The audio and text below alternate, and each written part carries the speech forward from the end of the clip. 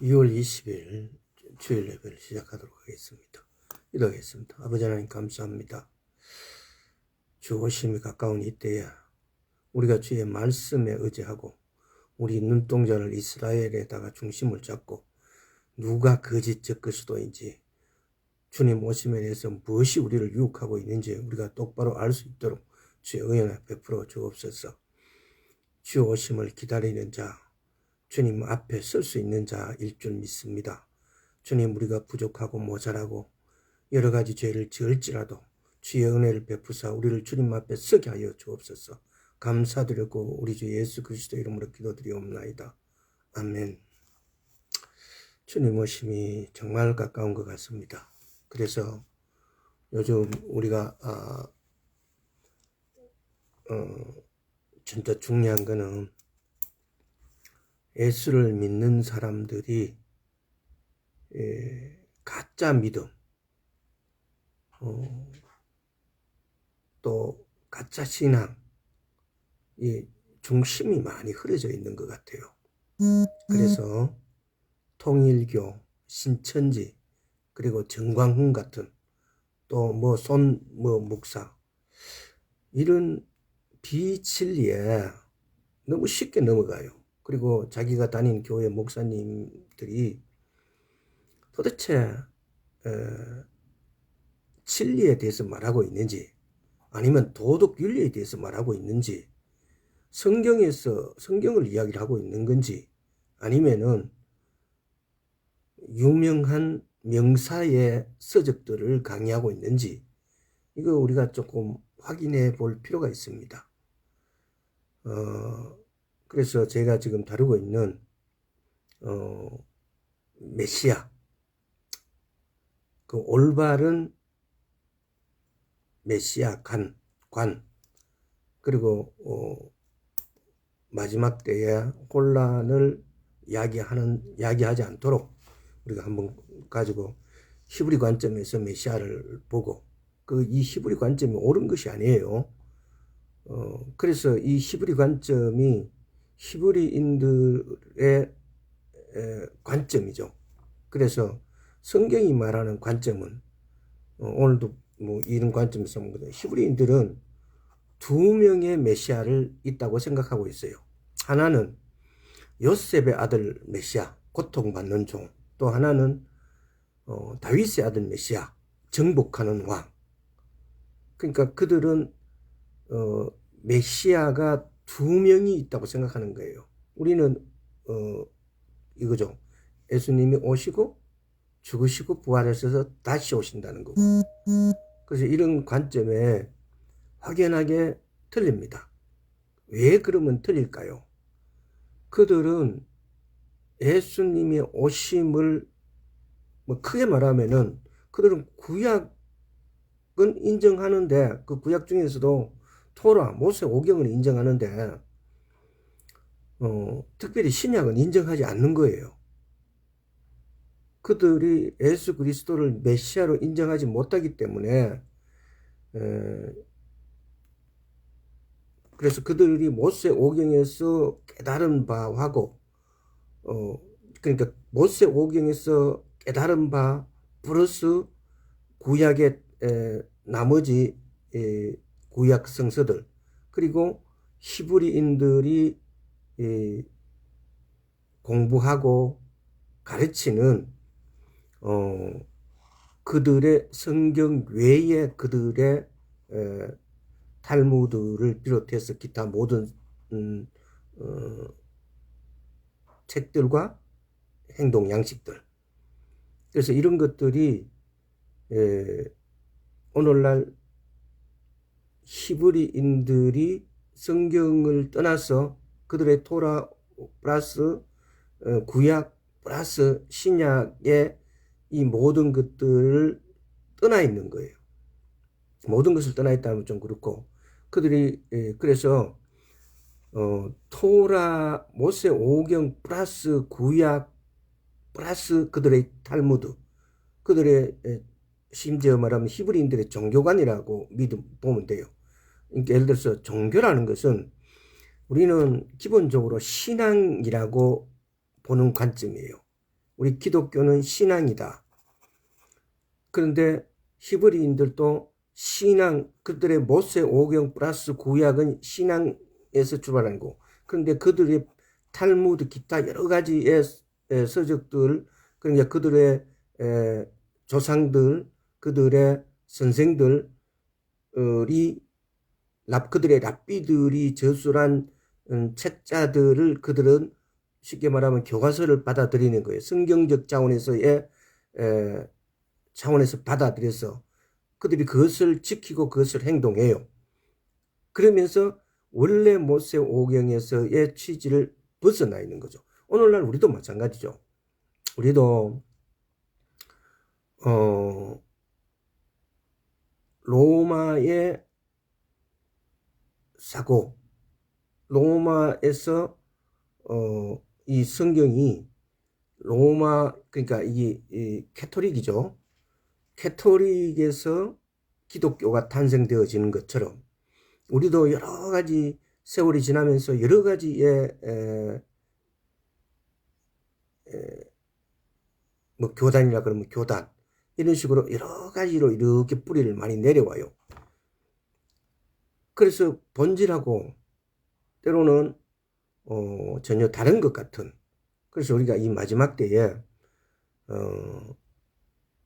성경이 말씀하시는 바를 올바르게 해석하고 그리고 그것을 제대로 구별하면서 행동하는 것, 이게 가장 중요한 관점인데, 심지어는 이제 그렇게 이것이 적그리스도에 대한 관념이라든가 이런 것들을 올바로 구별하기는커녕 전혀 관점도 없고 성경 중심적이지 않는 것들을 지금 막 정상인 것처럼 막 행동을 하는 경우가 너무 많아요. 그래서 이상한 사람들이 나타나고 이상한 교단들이 나타나고 이상한 목사가 나타나도 이것이 뭐가 잘못됐는지 모른다는 겁니다. 그래서 우리는 히브리적 관점에서의 메시아, 또 우리 기독교적인 관점에서의 메시아를 히브리적 관점에서 살펴보면서 기독교적인 관점을 자동적으로 드러나게 돼 있으니까 이 관점을 명확하게 파악하면서 마지막 때에 적그리스도가 누군지를 우리가 확실히 구별해 내는 것이 아마 어쩌면은 우리 시대에 이미 적그리스도는 나타나 있다고 보는 관점이 많습니다. 자, 그런 관점들을 가지면서 한번 보겠습니다. 스가랴서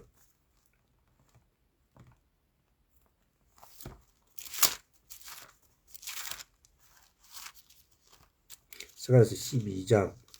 이게 첫째는 보면 요셉의 아들, 그러니까 이 종을 받는 종의 아들로 오신 메시아를 스가랴서 12장 7절부터 10절까지 보겠습니다. 여호와가 먼저 유다 장막을 구원하리니 이는 다윗의 집의 영광과 예루살렘 거미의 영광이 유다보다 더하지 못하게 하려 함이니라. 자, 그날에 여호와가 예루살렘 거민을 보호하리니 그 중에 약한 자가 그날에는 다윗 같겠고 다윗 족속은 하나님 같고 무리 앞에 있는 여호와의 사자 같을 것이라. 지금 우리가 이렇게 했을 때 이 구절을 읽었을 때 이 구절이 다윗 족속이 얼마나 하나님 같고 이런 거를 도대체 어떤 정도의 파워를 가지고 있는지에 대해서 잘 모릅니다. 그러나 야사의 책에서 보면은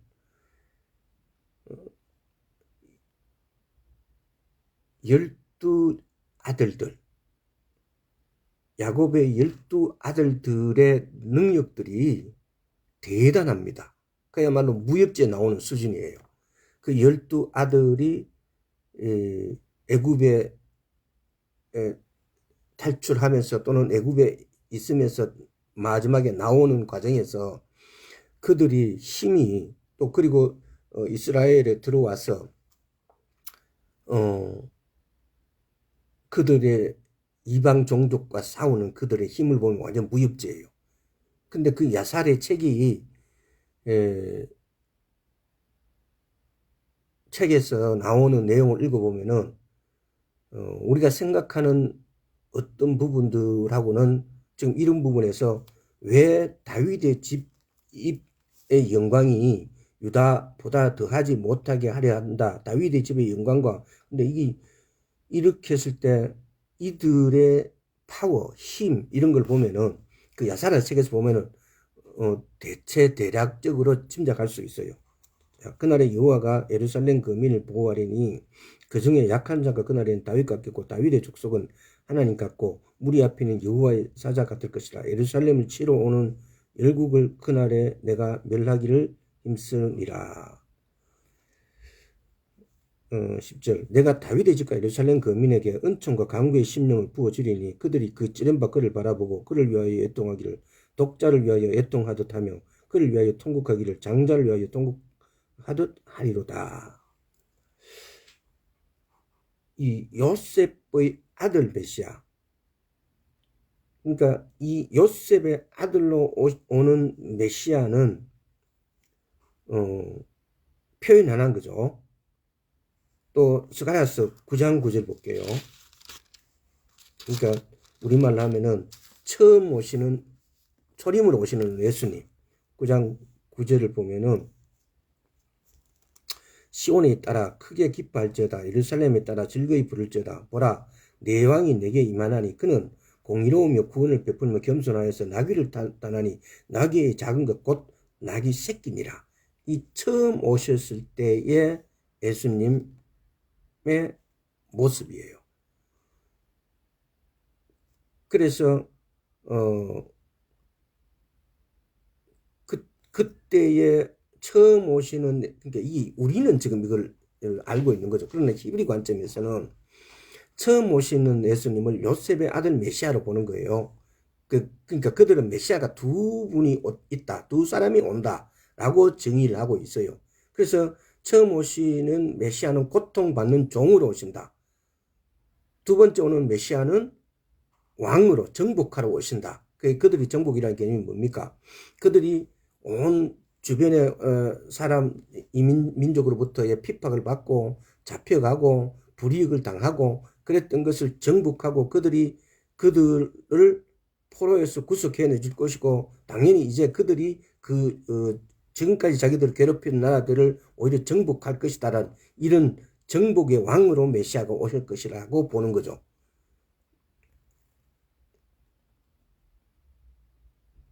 그래서 이 두 부류의 다니엘서 7장에 보면은 구름 타고 오신다. 스가랴서 9장 보면 나귀 타고 오신다. 그러니까 이렇게 배치가 되는 거예요. 다니엘서를 볼까요?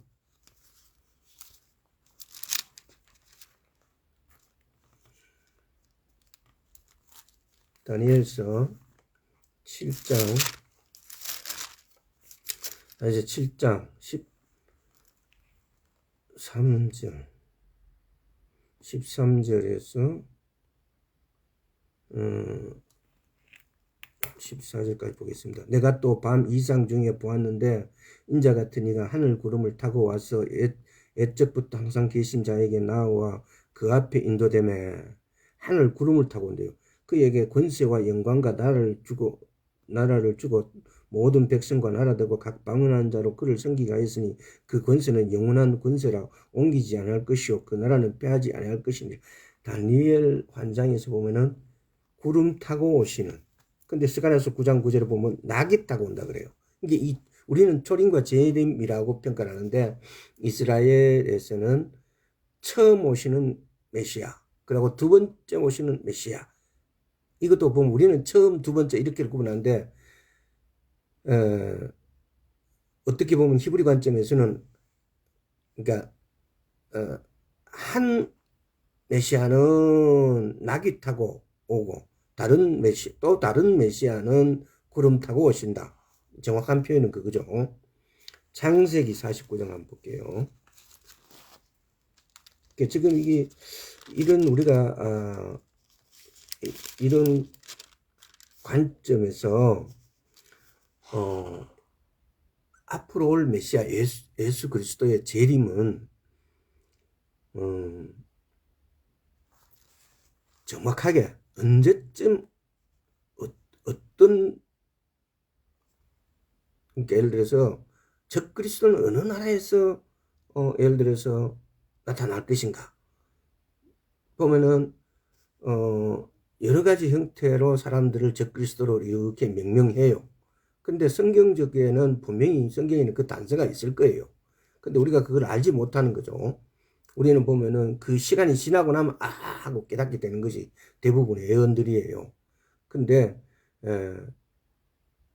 이 과정을 통해서 저희가 그걸 명확하게 모른다 할지라도 그걸 몰라도 그 시점 되면 알 수 있는 정도의 명확한 말씀을, 지금까지 밝혀진 말씀을 지침으로 삼는다면은 그렇게 유혹되지 않지 않겠느냐라는 겁니다. 자, 22절부터 26절까지요. 요셉은 무성한 가지 곧 셈 곁에 무성한 가지라 그 가지가 담을 넘었도다. 활 쏘는 자가 그를 학대하여 그를 쏘며 그를 군박하였으나 요셉의 활이 도리어 경강하며 그의 팔이 힘이 있으려니 야곱의 전능자의 손을 힘입음이라. 그로부터 이스라엘의 반석 목자가 나도다. 지금 이스라엘에서 보는 관점에서 두 메시아라는 지금 이 구절들이 중심이 되는 거죠. 요셉 족색을 이야기하면서 내 아비 하나님께로 말미암나니 그가 너를 도우실 것이요 전능자로 말미암나니 그가 내게 복을 주실 것이라. 위로 하늘의 복과 아래로 원천의 복과 젖먹이는 복과 태의 복이로다. 내 아비의 축복이 내 부여조의 축복보다 나아서 영원한 산이 한없음같이 이 축복이 요셉의 머리로 돌아오며 그 형제 중 뛰어난 자의 정수리로 돌아오리로다. 지금 여기서 보면은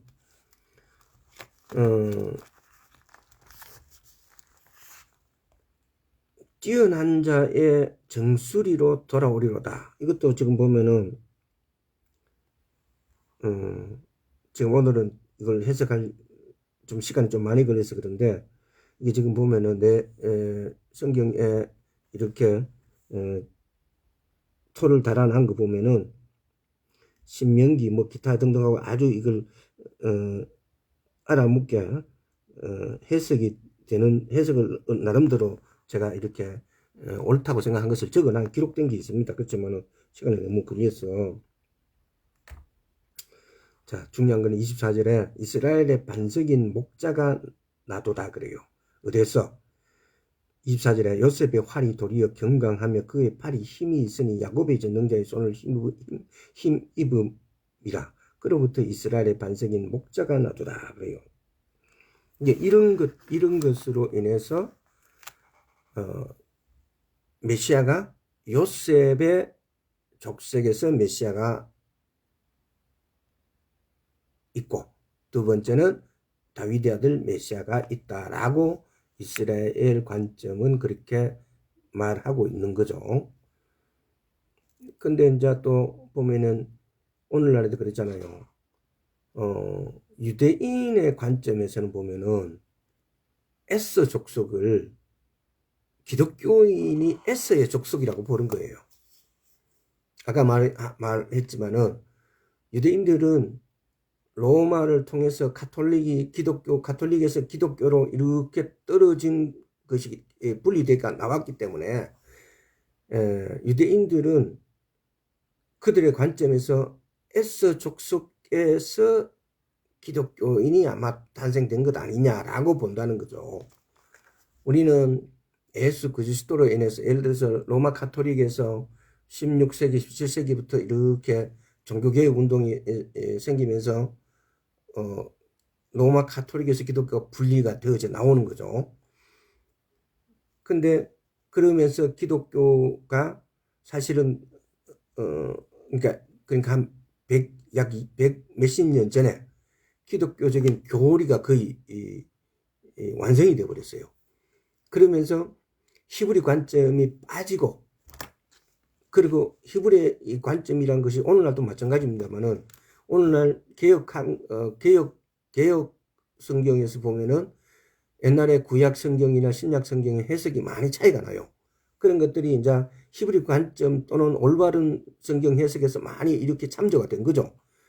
그런데도 히브리 관점을 에서 많이 아직도 벗어나 있어요. 그래서 지금 보면 이 두 명의 메시아를 유대인들이 생각하는 거하고 그리고 기독교인들이 생각하는 거하고 그러면은 오늘날 우리 기독교인들은 우리는 똑바로 판단하고 똑바로 알고 있지 않느냐라고 말할지 모르겠으나 이 판단했던 기준들이 성경 해석을 고의로 자의로 했기 때문이에요.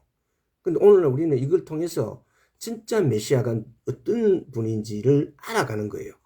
왜 그러면 히브리 관점을 알면서 알아가면서 오늘날 우리들의 기독교인들의 관점을 확인해 가면서 가느냐.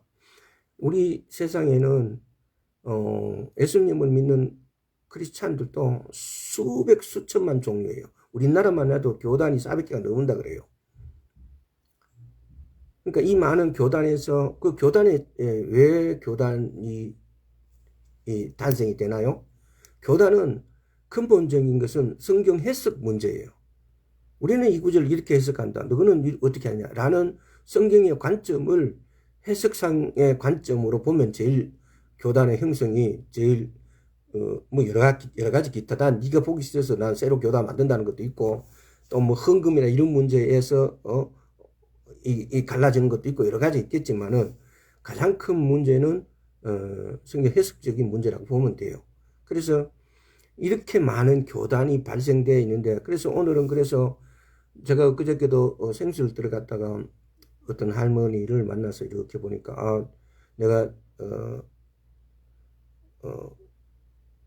그 유튜브 중에서 성경에 관한 유튜브를 이렇게 듣고 물을 받고 있으니까 예수님 믿으세요. 예, 그랬더만 자기는 그 하나님의 교회를 다닌다고 그러더라고. 그래서 내가 그것도 그분들을 만나고 심한 말을 못 하잖아요. 그래서 거기는 좀 잘 생각해보고 무엇이 달라서 그러냐고 좀 잘 생각해봤어요. 세상 사람들 그 보고 다 이단이라 그러는데 거기는 반드시 무슨 문제가 있다 라고 이야기했는데 심한 말을 못 하겠대요. 근데 그 사람들은 나는 굉장히 안타깝고 뭔가 거기에서 뛰어나오게 하고 싶지만은 쉽게 말 못해. 그분은 그래요. 자기 30년을 믿었대요. 근데 30년을 믿었는데 그만큼 자기는 아는 것이 많고 그만큼 거기는 문제가 없고 좋다는 거죠. 할 말이 없어요. 그래서 거기서 뭐 시간도 그렇고 장소도 그렇지만은 더 이상 할 말을 저도 할 수 없는데 그래도 곰곰이 생각해 보시고 성경하고 이렇게 맞춰 보시라고. 근데 그 사람들에게 성경을 보면 볼수록 자기 쪽으로 더 기울어져요. 하나님의 교회가 가르치는 교리 쪽에 더 가까워져요. 그래서 우리는 성경 해석을 열심히 가서 예배 드리고 성경을 읽고 기도하지만은 성경 해석을 어떻게 하느냐는 것은 굉장히 중요합니다. 대부분이 자기 교회 목사님들의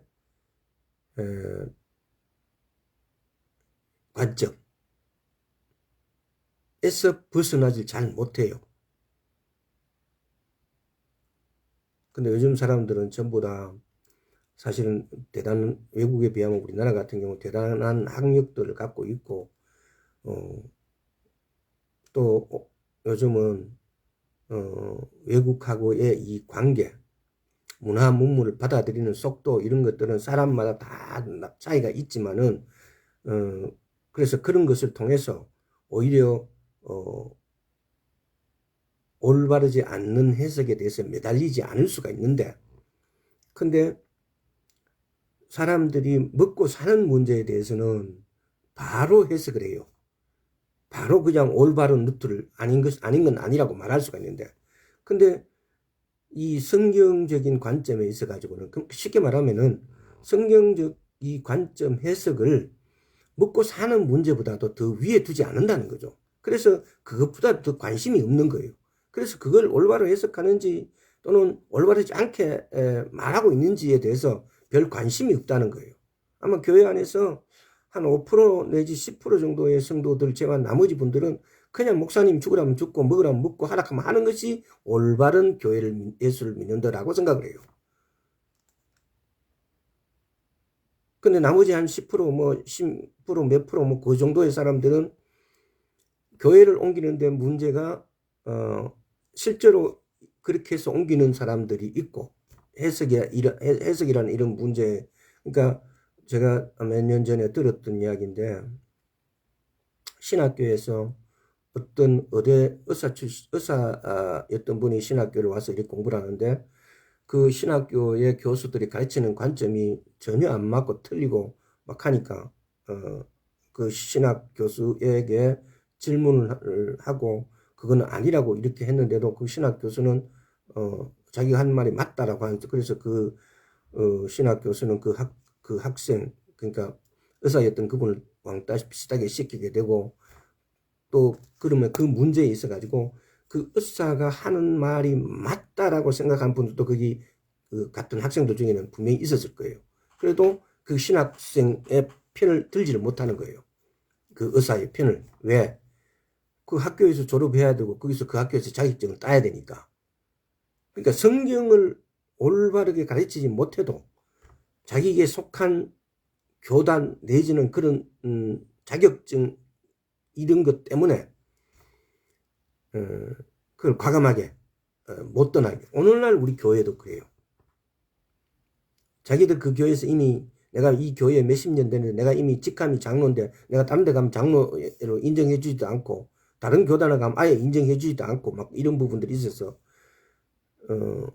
하여튼 그런 여러 가지 문제들이 내가 하나님의 말씀만 따라가기에는 너무너무 이미 이해관계가 얽혀져 있다는 거죠. 그래서 이야기가 자꾸 이상한 데를 가는데, 우리가 성경의 올바른 해석을 따라가는 것, 그리고 올바른 해석을 내가 주지하고 있는 관점에서 보는 것이 아니라, 제발 이제 이 성경은 로마서 9장에 보면은 히브리인들에게 가르치라고 전도하라고 준 거예요. 그래서 성경을 올바른 관점은 히브리인 관점에서 생각해보고 히브리 관점으로 들어가 보는 거 굉장히 중요해요. 그래서 오늘날 많은 교인이 많은 교회이면 일수록 목사님들은 자기들이 주장해 오고 가르쳤던 것들을 바꾸기가 굉장히 힘들어요. 그렇지만 저같이 뭐 교인이 없는 사람들은 그냥 단순하게 옳다고 생각하는 부분은 옳다라고 말씀드릴 수 있으니까 그냥 자연스럽게 이렇게 내 말에 귀 안 기울여줘도 돼요. 그러나 성경적이어서 성경이 말하는 것에만 귀 기울이시면은 절대 속을 일 없고 지나치고 벗어나는 경우는 없을 겁니다. 자, 창세기 34장도 한번 볼게요. 33장.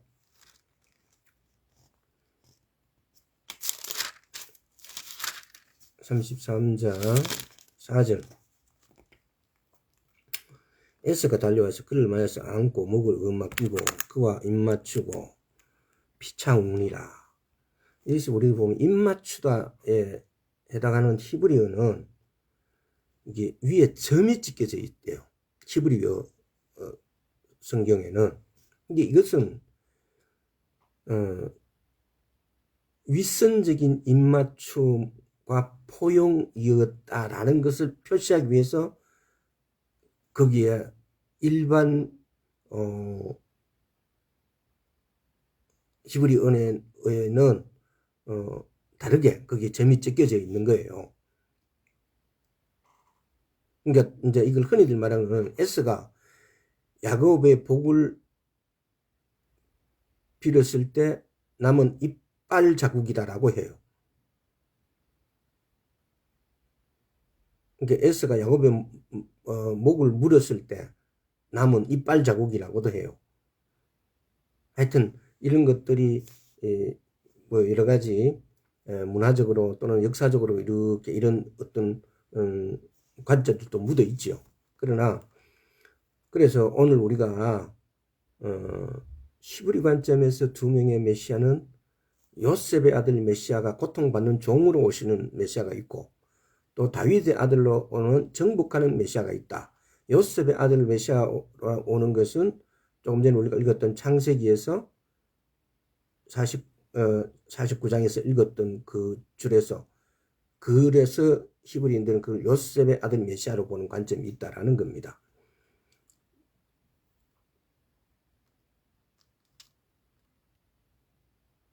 자, 그래서 메시아라는 것은 레위기라든가 이사야서 같은 데 보면은 지금 보면은 이사야서 53장을 한번 볼게요.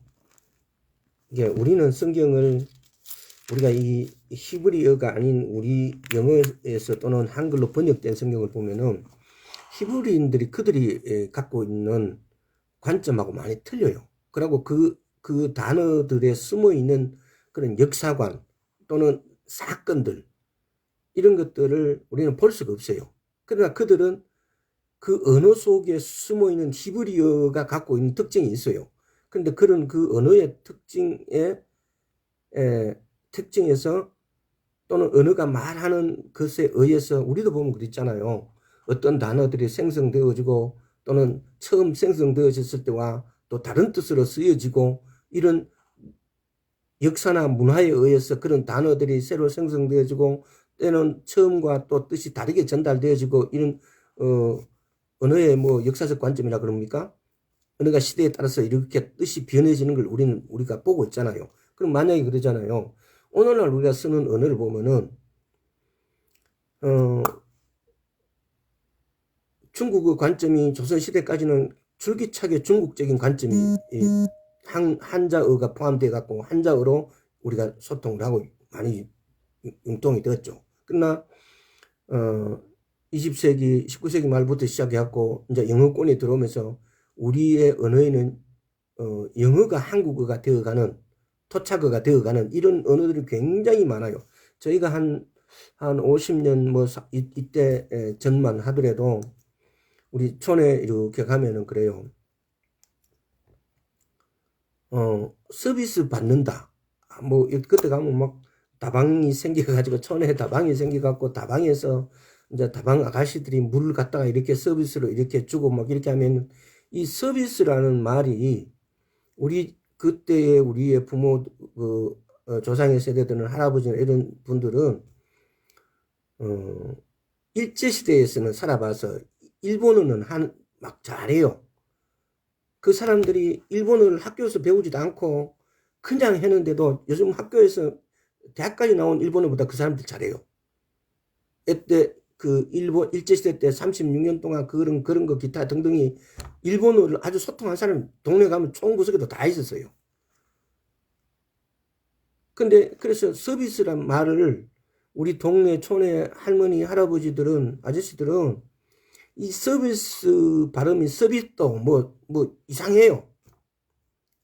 우리는 그래서 그게 서비스란 말은 이렇게 하니까 알지만은 그러나 지금 와서 요즘 시대에 와서 그 사람들이 뭐 서비스도 해서고 이러면 그게 우리 사는 사람은 그게 무슨 뜻인지 모를 거예요 아마. 그러니까 언어의 어떤 역사성 중에 또는 뭐 여러 가지 이렇게 발전해 오는 과정에서 그런 일들이 있는 거죠. 그래서 여기 보면 이사야서 53장에 여기서 고난을 당하다. 이 4절에 그는 실로 우리의 질고를 지고 우리의 슬픔을 당하였고 우리는 생각하여 그는 질병을 받아서 하나님을 맞으며 고난을 당한다. 이 고난을 당한다라는 히브리어와 레위기 13장 59절 뭐 그냥 넘어갈게요. 59절에 나병재앙이라는 이런 구절이 있어요. 그러니까 여기서 고난을 당하다 나병하고 이 히브리어는 똑같은 단어예요. 그러니까 우리 성경에 히브리어는 한 단어가 있으면 그 단어의 뜻이 하나가 아니에요. 또 의미적인 것은 상당히 많아요. 그래서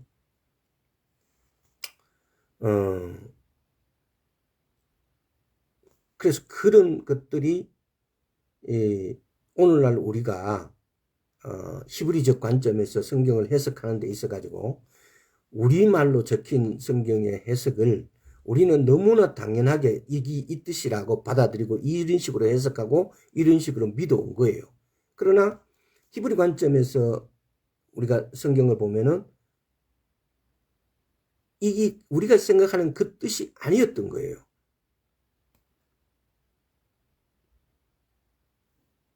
그래서 그 메시아가 고통받는 종으로 또는 정복자로 오시는 이런 그 히브리적 관점, 그렇다고 해서 우리가 이 단락에서 히브리 관점이 반드시 옳다는 게 아니에요. 우리가 이 생각해 보는 것은 오늘날 우리 교단이 400개가 대한민국에 넘는다고 그래요. 근데 그 교회 다니는 사람들 보면은 자기 교단의 해석, 자기 교단의 가르침이 가장 맞다고 다들 이야기를 해요. 가장 맞다고 만약에 주장하고 그렇게 믿고 있는 것들이 나중에 예수님 오셨을 때 너가 믿는 게 그게 가짜라고 한다면은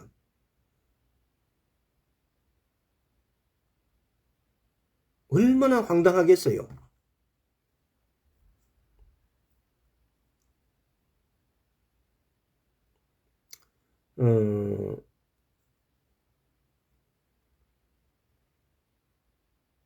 그래서 이런 것들이 보면은 탈무드에서는 보면은 탈무드가 5원의 6세기에 이렇게 쓰여진 유대 저술집이죠.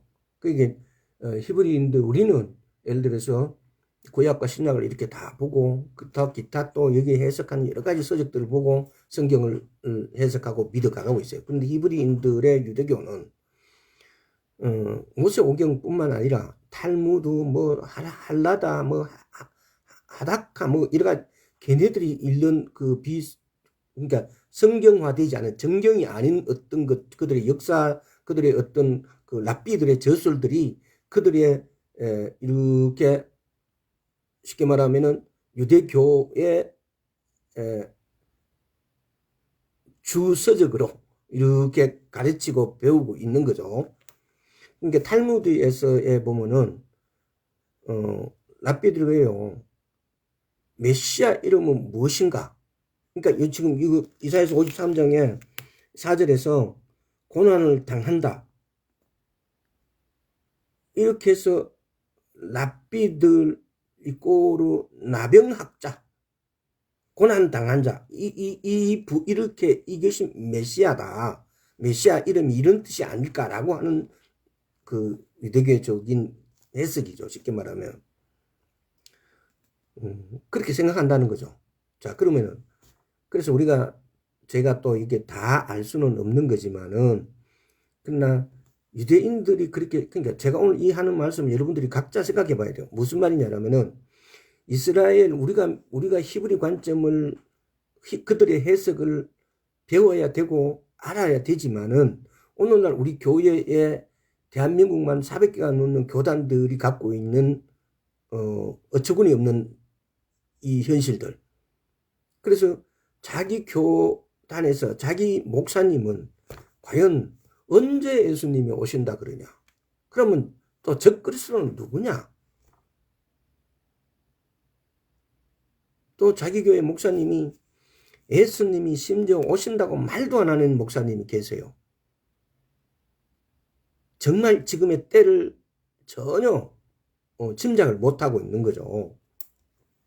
그 다윗의 아들 메시아가 또는 요셉의 아들 메시아가 우리가 이걸 말하면서 우리 교회 목사님들은 오늘날 적그리스도에 대해서는 그리고 예수님의 다시 오심에 대해서는 어떻게 생각하고 어떻게 말씀을 전하고 있는지 그럼 그것이 성경에 나와 있는 것들하고 올바르게 해석하고 판단하고 있는 건지 이걸 우리는 아주 심도 있게 중요하게 다뤄봐야 된다는 겁니다. 왜?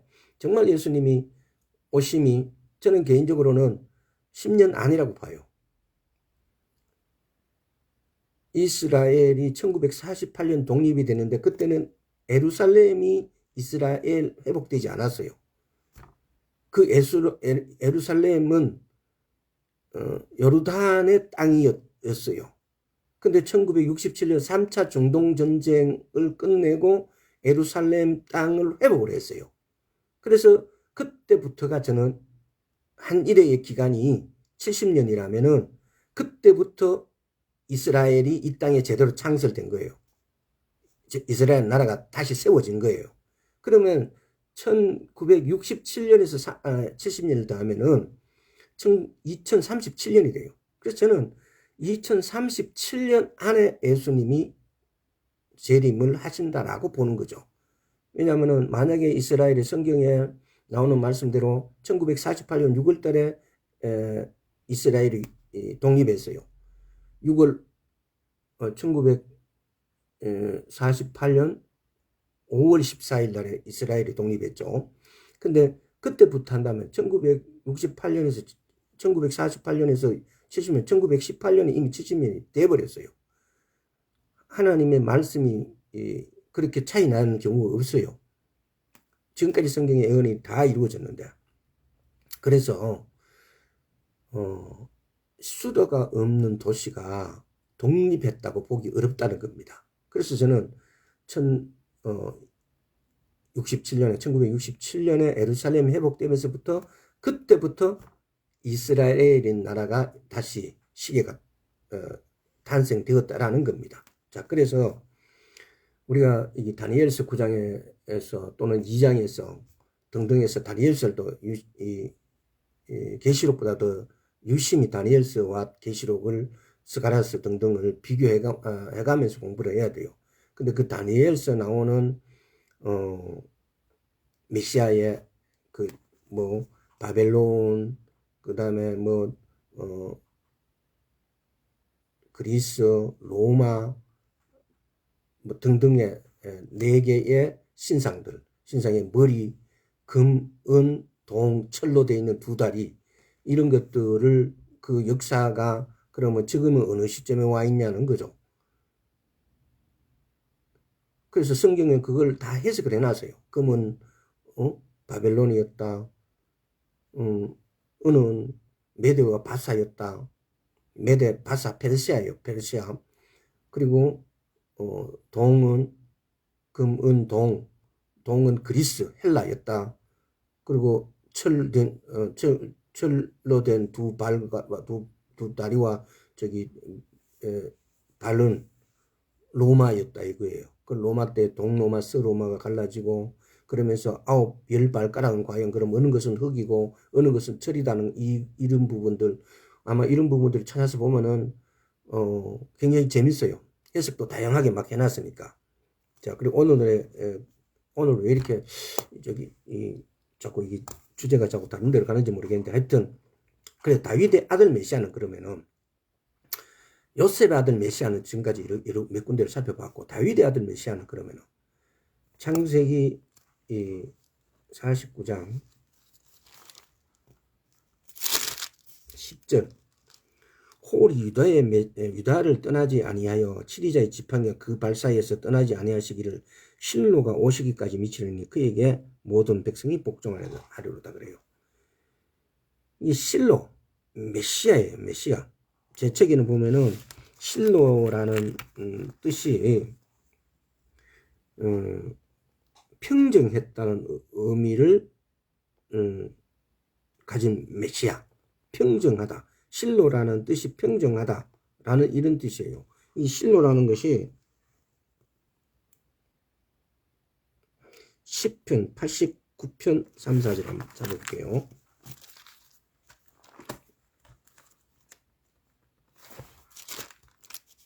3, 4절. 주께서 이르시되 내가 나의 택한 자와 언약을 맺으며 내 종 다윗에게 맹세하기를 내가 내 자손을 영원히 견고히 하며 내 위를 대대에 세우리라 하였다 하셨느니라. 다윗의 조상 대대를 세웠다는 게 실로 평정한다 하는 자가 온다. 이게 뭐냐?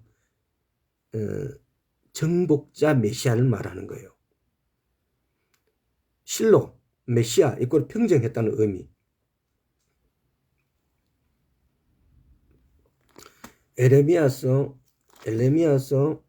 34장도 한번 볼게요.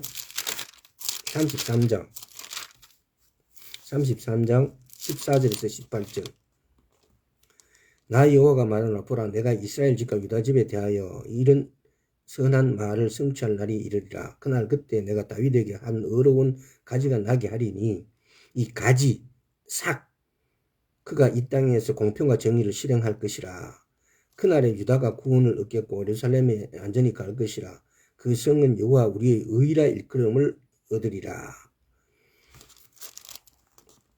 나 여호와가 이같이 말하노라. 이스라엘 집 위에 앉을 사람이 다윗에게 영영이 끊어지지 않을 것이며 내 앞에서 번제를 드리며 소제를 싸르며 다른 제를 항상 드릴 레위 사람 제사장들도 끊어지지 아니하리라 하시니라. 지금 이런 말씀들이 다윗의 아들 메시아, 유다 지파에서 나오는 유대교에서 정복하는 메시아, 다윗의 아들 메시아를 말씀하고 있는 거예요. 이제 정리하면은 간단하게 오늘 하는 걸 여러분들이 생각해 보시고 또는 사전이나 또는 유튜브 등에서 찾아보시고 이런 것들에 대해서 더 알아보시길 바랍니다. 고통받는 종인 요셉의 아들 메시아가 있고 이 히브리인들이 유대인들이 생각하는 관점이에요. 유다 족속 중에 다윗의 아들 메시아가 올 것이다. 그는 용사고 왕으로 민족들을 구속해서 종속해서 첫 장을 다스릴 왕, 대단한 우리를 해방시켜주고 우리가 그동안 핍박당하고 구속당해서 완전히 해방시켜주는 그런 왕 위의 왕 같은 그런 다스릴 왕이 유다 지파에서 올 것이다 라고 이렇게 말씀하는 거예요. 그래서 제가 옛날에 아까 전에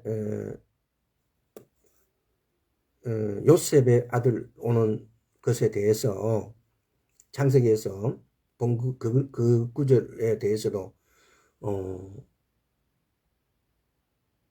어떤 책에서인가 그 부분을 해석을 해놓은 걸 읽은 적이 있는데 지금 기억이 없어요. 잘 없네요. 어느 책이 있는지. 분명히 제가 갖고 있는 책 중에 어디가 있을 건데.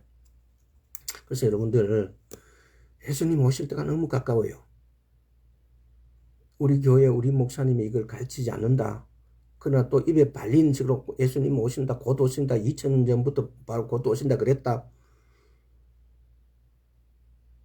이런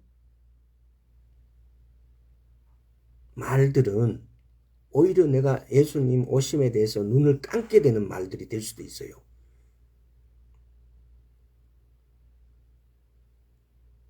마치 양치기가 여우다라고 했을 때 한 번 쏟고 두 번 쏟고 세 번 쏟으면은 그 다음부터는 아예 쳐다보지도 않는다고요. 그러니까 어느 순간 우리는 교회 목사님 예수님이 곧 오신다 곧 오신다 2000년 전부터 그랬다 곧 오신다 이런 뻔한 말로는 각성시키고 진짜 예수님 오심을 기다리는 사람이 드물다는 겁니다. 그러나 우리는 이제 그런 상황이 아니고 주 오심을 준비해야 돼요. 너무나 가깝게 오셨어요. 오늘날 한번 여러분 이치를 한번 이렇게 보세요. 미국이 세상을 우리가 사는 대부분의 시대는 미국이 세상을 지배해 왔어요. 그 공산주의가 어느 순간 우리가 살았을 때 망했고 그리고 그 이데올로기라는 걸 거쳐 가지고 미국이 패권을 잡다가 이제 미국이 무너지고 있어요. 오히려 미국이 무너지면은 세상에 전쟁이 더 많이 일어날 거예요. 이제 전쟁이 진짜 다발적으로 일어날 거예요. 근데 이 전쟁이 다발적으로 일어나는 것이 그냥 그래서 그런갑다라고 넘길 거예요. 자, 미국이 달러가 어느 순간 무너지고 있어요. 왜? 이제 시작이 됐어요, 이미. 미국의 채권들이, 국채들이 무너지고 있어요. 각 나라 근곳마다 무역을 조금이라도 하는 나라면은 미국 채권을 다 가지고 있어요. 그럼 그 미국 채권을 전부 다 던지기 시작했어. 일본도 얼마 전에 뭐 29억 얼마를 막 했다고 이렇게 뉴스를 통해서 내가 본 적이 있어요. 유럽이 전부 다 미국 채권을 갖다 판다고 막 얼음장을 놓고 있어요. 지금 중국도 마찬가지고 중국은 그걸 팔아가지고 뭘 사고 있어요? 금을 사고 있어요. 한 나라가 무너지게 되면 화폐가 뭐 부다페스트의 거리에 화폐가 우리 그 시도 있어가지고 중고등학교 때 배운 것 같은데 그 화폐가 경제가 무너지는 시스템이에요. 만약에 지금 우리 미국 위주로 된 달러 위주로 된 이 모든 정책이 경제가 무너지게 되어지면 모든 나라에 다 영향을 미쳐요. 근데 그 달러 무너지는 것이 어디로 가고 있습니까? 코인이라는 데로 가고 있어요. 그래서 이런 우리는 변화가 막 와도 우리는 마치 깨구리 냄비에 들어있는 깨구리처럼 아무 증상을 못 느끼고 있는 사람들이 많아요. 지금 시작이 되었다는 거예요. 화폐개혁이 이 화폐개혁이라는 것은 어떤 나라가 망해도 화폐개혁하면 실패할 확률이 많아요. 우리나라도 화폐개혁 하려고 막 그랬잖아요. 못했잖아요. 박정희 대통령 때 뭐 환 이런 걸 원으로 뭐 이런 간단한 것 이외에는. 근데 지금 세계적인 이런 화폐 개혁의 문제가 지금 우리 눈앞에 와 닿아 있어요.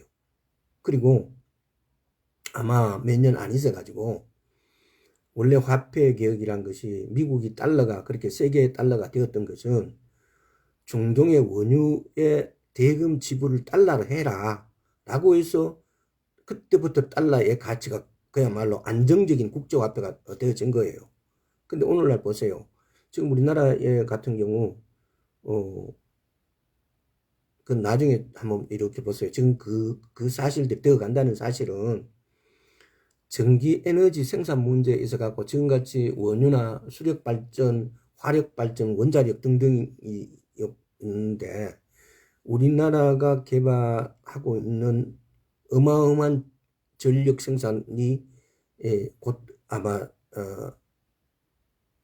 지금 이제 뭐 48초를 동안 몇 얼마를 갖다가 이렇게 할 수 있다라고 이렇게 발표가 되더라고요. 근데 이런 것들이 지금 엄청나게 움직이고 있어요. 하여튼 이런 걸 참조하시고 우리는 이 변환의 중심에 있다. 이 변환이 말하는 것이 우리 그 변환에만 신경 써야 되는 것이 아니고 예수님 오심하고 굉장히 연관이 있다는 겁니다. 그래서 우리가 이 장르를 다루면서 주님 오심의 각도를 눈을 좀 뜨자라는 그런 취지입니다. 오늘 여기까지 하겠습니다. 아버지 하나님 감사합니다. 우리가 눈을 뜨고 귀를 열고 주 오심에 기울이기를 소원합니다. 함께하여 주시옵시고 은혜 베풀어 주옵소서. 감사드렸고 우리 주 예수 그리스도 이름으로 기도드리옵나이다. 아멘.